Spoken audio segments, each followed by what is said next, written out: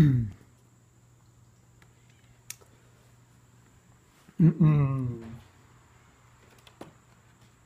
hello, hello. Hello and welcome back.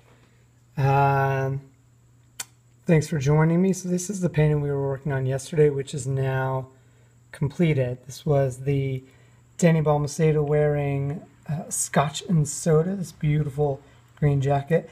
Hey, VC, nice to see you here. Thanks for stopping in. Thanks for chatting up. Sumiak, thank you. Hello, hello. So I actually finished this last night after we did our little Periscope session together. Thank you, Allie. Make sure this is a little foggy on the screen there. Try to clean that off. I don't know if that's any better, honestly. We'll see. We'll find out. So that's what I finished yesterday after I let you guys go. Thank you, Ziplan.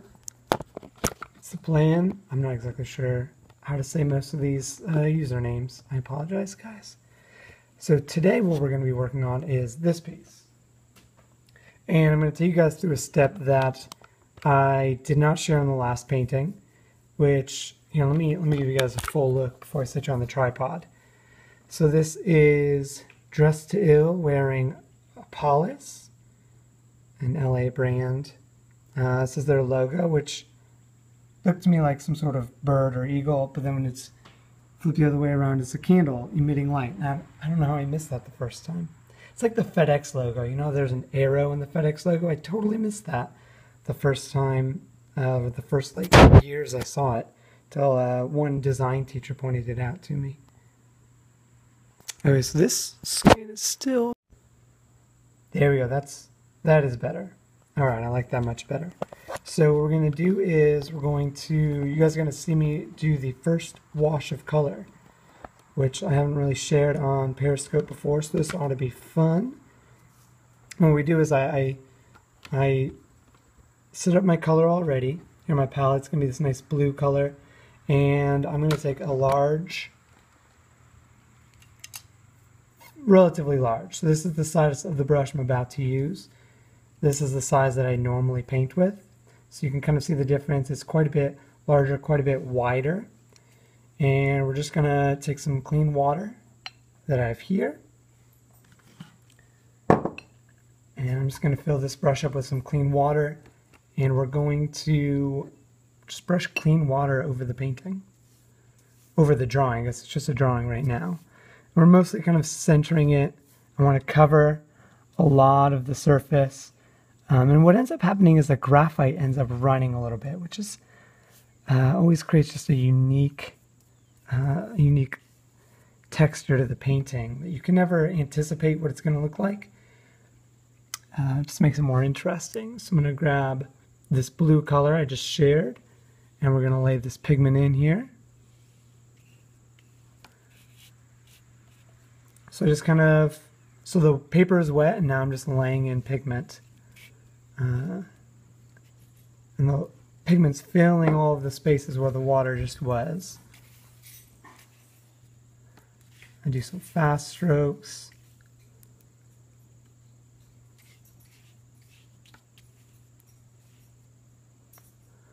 And then I'll take some water without any pigment, and then I'll wash along the edges, and that's going to create some nice blooming, which is a beautiful effect.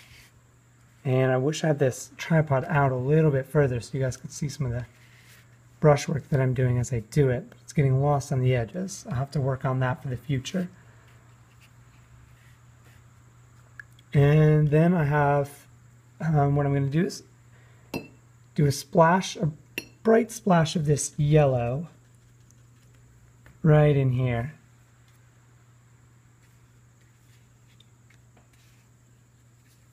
And it's going to create some green, which will be totally fine.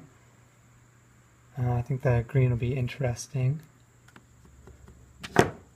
This way our background is going to be set with this blue and this yellow. That's going to create the kind of overall look and feel for our painting. But what I'm going to do now, since all of this is still wet, I'm going to take mostly just a very damp brush and pull out some areas that I don't want to be quite as dark. So like the face, because I'm going to add a skin tone in there. I'm going to pull out some of the pigment so we can add the colors that I want on there. In the bag. So this is a full Apolis painting. So the jacket, the shirt, and the, honestly, I don't even remember if the pants are, to tell you the truth, if the pants are Apolis or not. I should know, but I don't offhand. But the sweater, the shirt, the bag, and possibly the jeans as well. Now I just cannot remember, and that's embarrassing.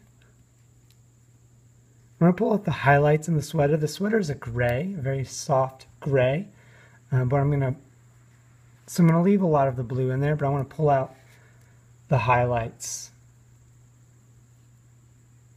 right now.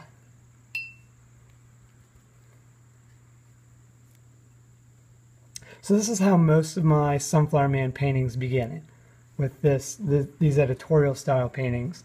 Usually I'll do this large wash of color over top, and you guys are getting a really bright reflection here, but this is all just yellow. See now if I block the light. So you have this bright light here. I kind of like this mix of the yellow and the blue. It's kind of fun, kind of creates this green barrier between the two, which is really awesome. And then at this point we got to let it dry, which is why I normally don't share this part of the painting, because you guys are just seeing me, you guys are just waiting with me as we watch the paint dry. And I really like this blue, and I like how that's gonna set the tone for the entire painting.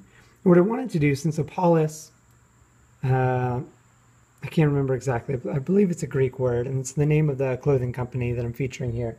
But it's like community, or all of the people together, or something along those lines. Sort of idea of people being the center of things. So the first sketch I did, I'll show you here, was kind of standing on top of the world, but that's kind of dumb, I think, for this painting that I wanted to do. So then I kind of extrapolated. I took the shape of the world, which is round, and I just put it all throughout the background. So when I create a lot of the circle shapes, the circles sort of representing the world, but lots of the world all over the place. It's this idea of community and togetherness and individuals coming together. So I really like how that represents Apolis. And then I decided, since the logo is a circle with this upside down candle, I would put that here. And what I'm ending up doing is putting it upside down here and right side up down here. So you have the logo upside down and right side up, all of the circles that I will try to bring out a little bit more. And then you have the gentleman in the center who is wearing the clothing. And again, there's a reason why I normally don't share this part of the process on Periscope, because it's a little bit boring. I laid the paint in, which is the fun part for me, and then you guys get to watch with me as the paint dries, which I think for you would probably be the boring part, watching it dry. Hopefully I can make it interesting. Oh, I did not expect this line right here. This is really interesting. This is the beautiful thing about watercolors, these little moments that you can't anticipate. So I laid the blue in, and then I laid the yellow in, and where they met together, they created this barrier, this sort of edge. It's really beautiful. I'm going to let that sit there. I'm going to leave it there, and we'll paint over top of it, because I think that'll be fantastic.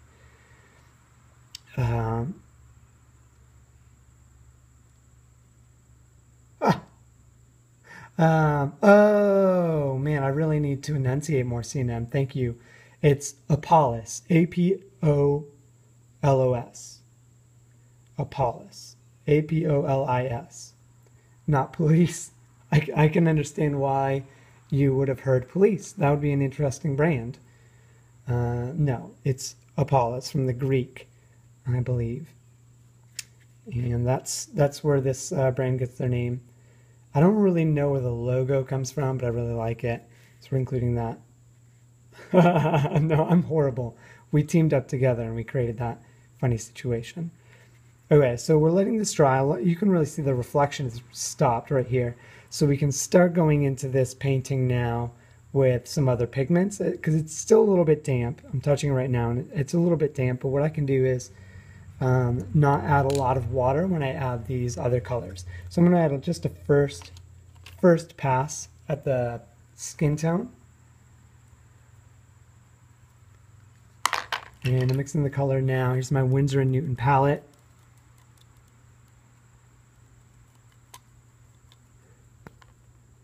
And I already have a skin tone that I generally use. For mixing that, I'm just going to lay in a thin amount of pigment in here, just in a couple places, and then I'll wash it out a little bit.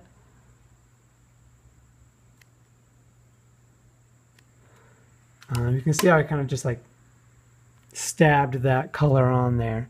Now I'm taking a wet brush with almost no pigment and I'm pulling that skin tone around. Right now it feels very red on top of this blue, which is okay. I like that actually. I'll be adding some more yellows, almost as a reflection or a light cast by the candle over here. We'll go ahead and add some skin tone into the hands. Do very faintly there, so that hand is almost more yellow than it is. Well, let me go over that in just a minute, because it varies, the colors that I use for the skin tone, but it's generally the same. So let me just kind of lay that in there. And we'll let all of that sit. Again, we're going to wait for this to dry. Usually I start working on another sketch or another painting at this point. But I wanted to share this part of the process with you guys because I don't really share it with anybody. Nobody gets to see me do it ever. So you guys got to see that, got to experience that. But CNM, I think it was CNM, hopefully I'm remembering what colors I use for my pigment. So my pigments tend to be this sort of red color, and then it's a base where I can add blues or purples or yellows, kind of push it depending on the race of the person.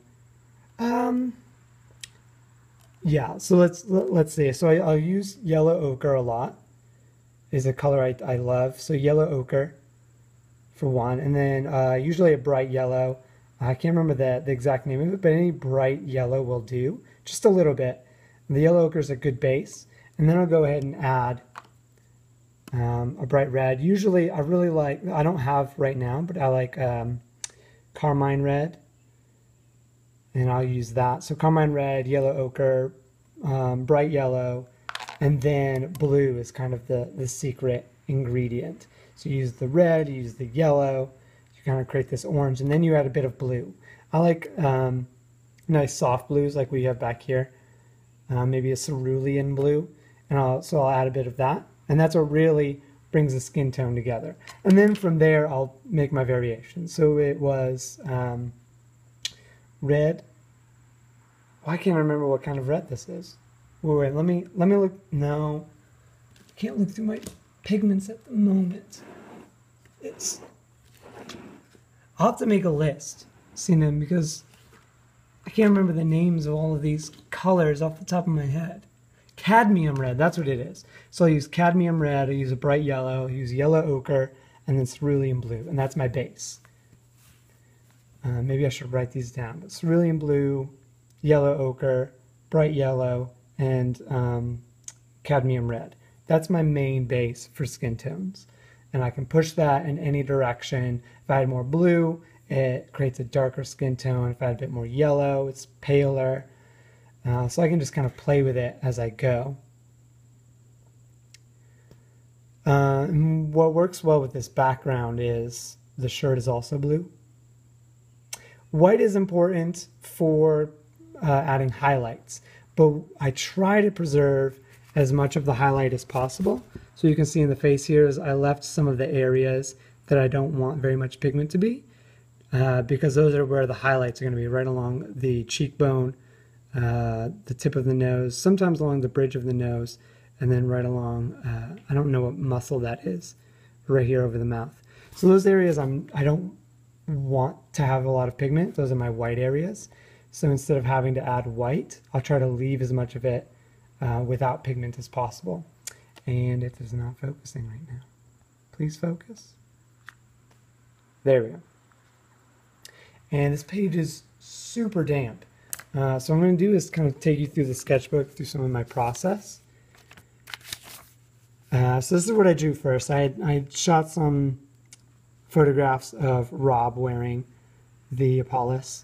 And he did some walking, he did some standing against a wall. But I really like these ones that are more active. And the bag is kind of an important part of the image, so I needed to make sure that that was going to be seen.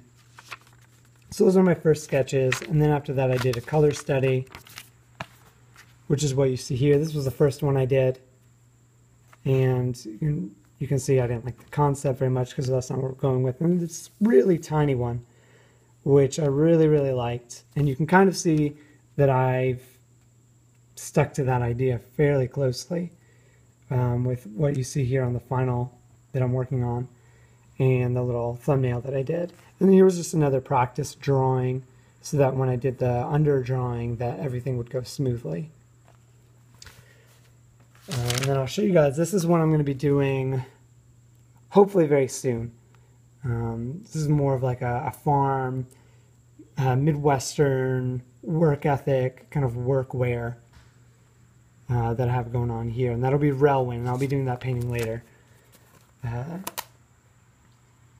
Thank you, Seenan.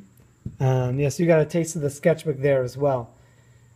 So this is going to take a while to dry.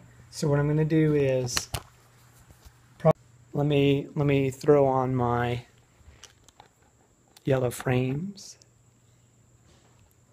so I look like Sunflowerman. So that's where we're at right now. I'm working on this painting. I'll probably not finish it tonight, so hopefully we can do some more periscoping tomorrow with the finishing touches. Hopefully I can take you guys along the part where I add just the white highlights for the fine details.